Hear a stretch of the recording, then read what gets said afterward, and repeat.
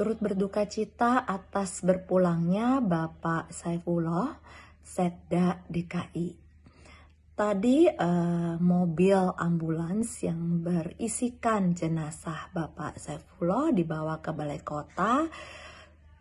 Katanya hanya berhenti di halaman dan juga peti jenazahnya sudah dibungkus dengan protokol COVID.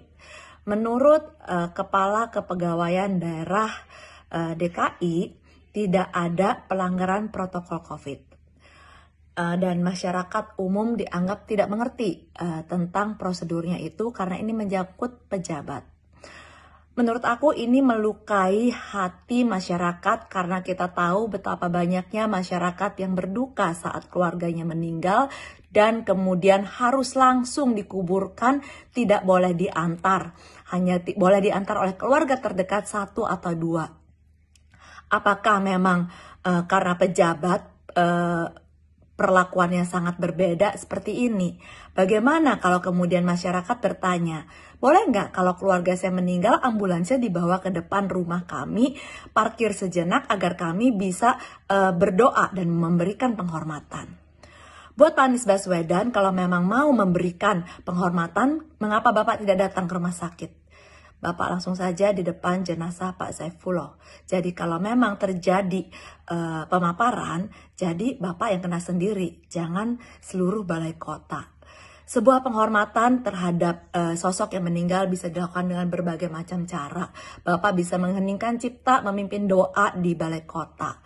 Jangan membuat sebuah peraturan yang bagi rakyat jelata, tapi kemudian ada peraturan yang khusus bagi pejabat, dan saya yakin almarhum Bapak Saifullah juga tidak menginginkan itu terjadi.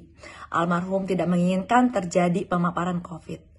Pak Anies, berhentilah untuk membuat berbagai macam kontroversi hanya untuk masuk berita.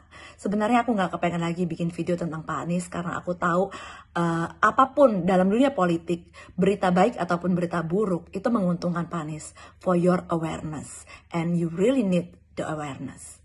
Tapi maaf, aku udah gak tahan banget karena sejak PSBB juga jumlah busway berkurang, sementara kita tahu bahwa kantor 20% perkantoran diizinkan beroperasi, mall diizinkan beroperasi, dan ada banyak karyawan. Akibatnya di dalam busway juga empet-empetan. Pak Anies, kalau mau sidak, kenapa tidak sidak di dalam kendaraan umum? Apakah semua sudah mengenakan masker dengan benar? Nggak diturunin di sini atau nggak cuma digantung? Kenapa tidak berani sidak ke kendaraan umum? Kenapa tidak berani sidak ke pasar? Kita semua tahu sumber masalah yang meledaknya itu di pasar. Tapi kita nggak mendengar ada pedagang ataupun pengunjung pasar yang ditindak. Tidak ada juga sidak ke gang-gang sempit, padahal kita tahu banyak yang nongkrong dari foto-foto yang masih nongkrong-nongkrong di depan rumah tanpa masker. Memang paling mudah untuk menilang orang yang lagi nyetir. Gampang banget, dan kemudian termasuk seorang dokter pun ikut ditilang. Pertanyaan saya tuh sederhana Pak Anies, karena saya itu orang bodoh dan Pak Anies orang pintar.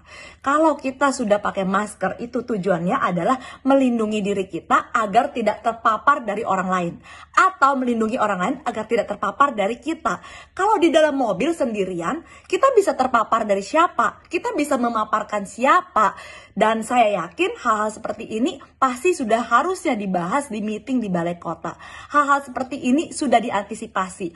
Jadi jangan jadikan ini untuk mencari panggung, untuk dikomentarin. Dan kemudian ada lagi peraturan harus mengerjakan sanksi sosial. Sanksi sosial pakai rompi. Kata-kata pakai rompi itu berulang-ulang disebutkan di peraturan yang Pak Anies tanda tanganin.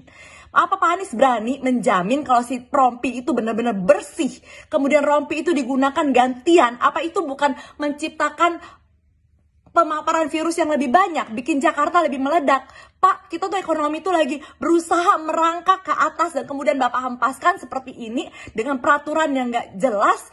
Dan ada peraturan rompi itu yang bisa bikin COVID lebih meledak lagi.